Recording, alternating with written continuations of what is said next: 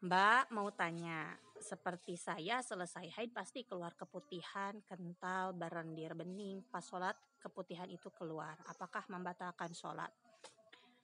Masalah keputihan itu terjadi ikhtilaf di antara ulama. Tapi kalau ulama mutaakhirin itu merangkum ikhtilaf itu dan mentafsilnya. Arti mentafsil adalah merincinya. Jika keputihan itu berasal dari farji bagian dalam, maka itu hukumnya najis dan membatalkan wudhu.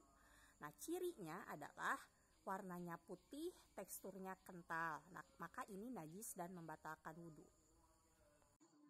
Kemudian, kalau keputihannya keluar dari farji bagian luar, maka itu hukumnya suci dan tidak membatalkan wudhu. Cirinya bening dan juga Lalu bagaimana ketika ragu? Saya tuh gak tahu ini dari farji dalam atau dari farji luar karena ini bening tapi kental. Ketika ragu maka dikembalikan ke hukum asal. Ini sebagaimana dijelaskan di kitab Al-Ibanah wa Ifadoh, ketika ragu ini suci atau najis, ini membatalkan wudhu atau tidak karena ini gak tahu dari farji dalam atau dari farji luar, maka dikembalikan ke hukum asal.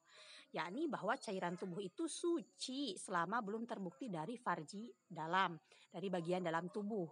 Maka berarti hukumnya suci dan tidak membatalkan wudhu. Jadi ambil hukum ini ketika ragu. Nah, lalu sekarang ini permasalahannya Lalu ini permasalahannya gimana nih kalau saya keluar keputihan ketika sedang sholat? Apakah saya melanjutkan sholat saya?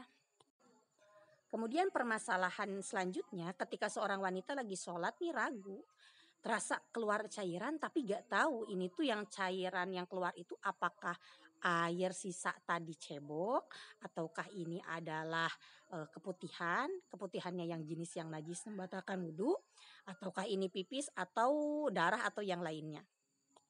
Kemudian permasalahan selanjutnya adalah ketika sholat nih terasa keluar cairan.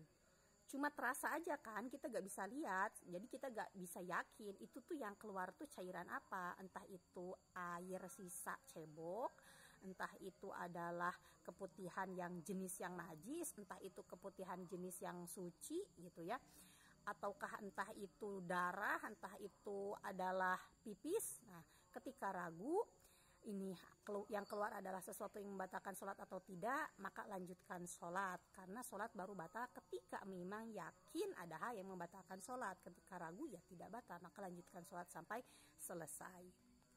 Lalu gimana kalau habis sholat nih dicek ke kamar mandi, ternyata benar ada keputihan. Oh, berarti yang tadi itu keputihan. Memang yakin di hati yang tadi itu keputihan.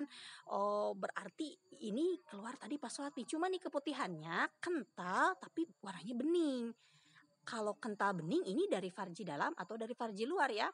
Nah, ragu nih karena ini setengah bening itu kan sifat dari farji luar, asal dari farji luar. Tapi kental ini sifat dari yang farji dalam. Jadi ragu. Nah, ketika ragu maka dikembalikan ke hukum asal bahwa keputihan yang diragukan itu berarti hukumnya suci dan tidak membatalkan wudhu. Karena suci dan tidak membatalkan wudhu berarti sholat yang tadi hukumnya sah. Ya. Sekian penjelasannya, semoga bermanfaat.